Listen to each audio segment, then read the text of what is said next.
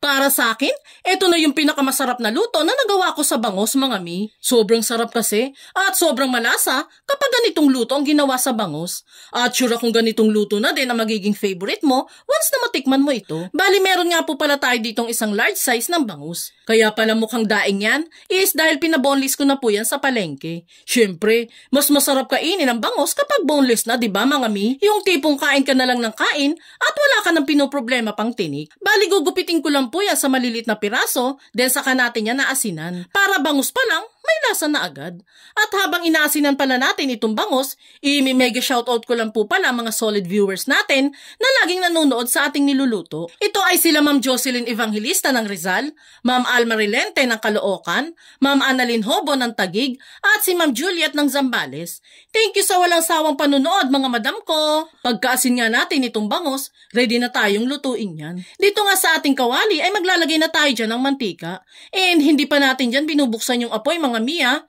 Matilamsik po kasi ang bangus kapag piniprito. Kaya ilalagay na natin yan nang di pa nakabukas ang apoy. Then saka natin yan tatakpan at bubuksan ng kalan sa medium heat. At habang piniprito nga natin yan, aasikasuhin muna natin i-prepare yung mga sangkap na gagamitin natin. Magpino lang tayo ng bawang, chop lang natin itong sibuyas, itong sigarilyas or 4 cantos kung tawagin sa amin, hiwain lang din natin yan ng ganitong laki. Kapag na-prepare na natin ang mga gulay, balikan natin yung niluluto nating bangus. And makikita ninyo dyan na naprito na yan ng husto, kaya pwede na natin yung hanguin. Pagka-prito nga lahat ng bangus, bawasan lang natin yan ng mantika, then saka igisa na dito ang sibuyas at bawang. Palabasin lang ang bango nito, then saka maglagay ng bagoong. Ito yung luto ng bagoong mga miha, kumbaga ready to eat na itong bagoong na inilagay natin. Ito talaga yung magbibigay linamnam sa lulutuin nating dish today mga mi. At alam kong nai-imagine na ninyo kung gaano kabango itong niluluto natin. Gisa lang natin yan for 2 minutes, then saka ilagay ang hiniwang sigarilyas dito. At habang hinahalo-halo natin ang niluluto, meron pa tayong solid viewers na i-mega shoutout dito sa ating video. Hi po kila Ma'am Lucy Sumagi ng Cavite, Ma'am Deborah Hestre ng Sorsogon,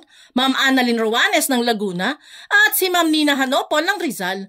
Thank you sa walang sawang pagsuporta mga madam ko. At pagkagisa nga natin sa sigarilyas, maglalagay na tayo dyan ng paminta, konting seasonings, at 2 siling berde. Di muna tayo maglalagay ng asin dito mga mi, since may alat na po ang bagoong at ang bangus. Kaya later, titikman natin yan kung maglalagay pa tayo or hindi na. Pagkahalo ng niluluto, maglalagay na tayo dyan ng 2 pouch ng 200 ml na gata. Halu-haluin lang para mas humalo sa gata yung bagoong na inilagay natin. Then sa katakpan at hayang maluto ang gulay for 2 minutes lang. Makalipas ang 2 minutes, pwede na nating ilagay dito yung bangus na naprito natin kanina. At kung gusto nyo nga rin po palang ma-shoutout sa mga videos na ginagawa natin, huwag mo pong kalimutang pusuan tong videong pinapanood mo at mag-comment ka na din po dyan sa ibaba kung taga saan po kayo. Malay mo po, ikaw naman ang next na ma-shoutout natin sa mga future videos na gagawin pa natin. Maraming salamat po! Pagkalagay nga ng bangus, ay siya namang dilig natin dito para ma-absorb nito yung gata. Hayaan muna yung kumulo for 2 minutes pa. Then saka natin yung titikman kung may kulang pa sa lasa. Pero dito mga mi,